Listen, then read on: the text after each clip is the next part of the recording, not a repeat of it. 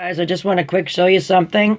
I got quite a few, well, I got 1, 2, 3, 4, 5, 6, 7, 2, 4, 6, 7 little bombs done. My mix started drying out. So I thought, yeah, I'll just finish up and I'll add the rest of my mixture. So I tried to mold a couple more in the mold, and nope, they were sticking. They were doing all kinds of crazy things, whatever. The mix felt fine, almost too powdery. So I thought I would do it in this. Watch. Can you guys see it growing and growing and growing and growing? This is what you don't want it to do. And look, it doesn't even look wet, but I can push this back down like a freaking dough. And I'm serious, now it is like a dough. But the more I push and the more I compact it, the more she wants to grow. You see that one growing? See if you can see it growing.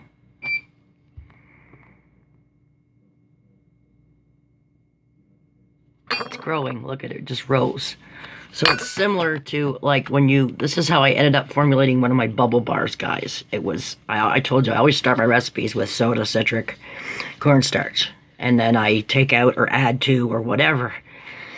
And this is how I ended up, I remember getting the rising and the fluffiness of my bubble bars, but they weren't hard enough. So then that's when, of course, you add the cream of tartar and you add to it and take away, you put starch in, take starch out, whatever. So anyways, same idea as this, but this is what's happening. Watch, I'm flattening it down. I tried to mold them together. I thought, I'm going to do this. I'm going to do it. Okay, so pack down. Watch. Make sure you're watching.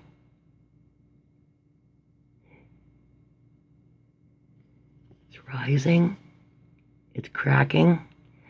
This would be great to make like bath bomb muffins. Kind of on the idea cross between a bubble bar, fizzy bubble bar, or whatever. So we just kind of invented something kind of by accident. I'm sure the BioTurch has something to do with it, plus the amount of extra friggin' citric I added. Plus there's a couple other tricks, but I may add that later. But I think we just made like bubble bath cookies. Not intentionally, but there you go. We just made ourselves some bubble bath cookies. And there's one cookie. So we'll just let that dry. But see, I can squish them, I can shape them, but they're still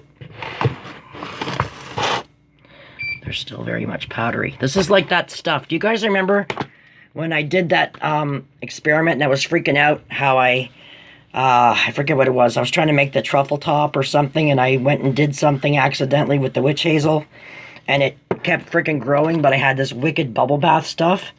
Kind of on the same idea as how I just screwed up now. And if I can remember, we may have a different product. The only problem is right now with this is it won't stay hard.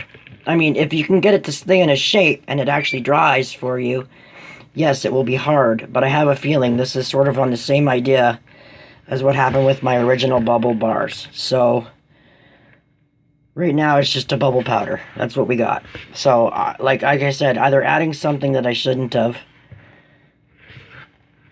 And actually, I kind of did add something, but I don't want to tell you guys yet. Because I know a lot of people are like, oh yeah, you can do that for those bombs. No, you can't, because here's your proof.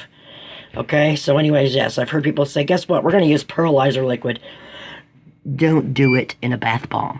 It's too much of a surfactant. It takes away your integrity. It changes the formulation of your bath bomb stuff. So there's other uses for that.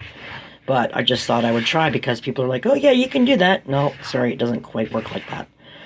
Lots more to it than that, but I thought, hey, I'll wing it because I've heard people say, oh, that's all you can just do that.